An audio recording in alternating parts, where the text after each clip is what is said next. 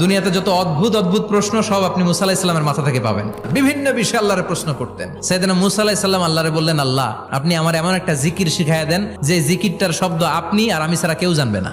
দিনে রাতে সব সময় এই জিকির আমি করব, আপনারে ডাকবো, কিন্তু শর্ত হলো এই জিকিরটা জানবে শুধু আপনি আর জানবো শুধু আমি। আল্লাহ বললেন, মুসা পড়ো লা ইলাহা ইল্লাল্লাহ।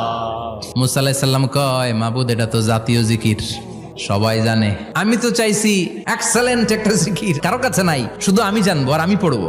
আল্লাহ বললেন, মুসা এই লা ইলাহাকে যদি এক পাল্লায় রেখে দাও, তাম বিশ্ব, 7 আকাশ 7 জমিনটারে তুলে যদি তুমি আরেক পাল্লায় রেখে দাও, লা রাজাহাত কাফাতু লা ইলাহা ইল্লাল্লাহ, মুহূর্তের মধ্যে লা ইলাহার পাল্লা ভারী হয়ে যাবে।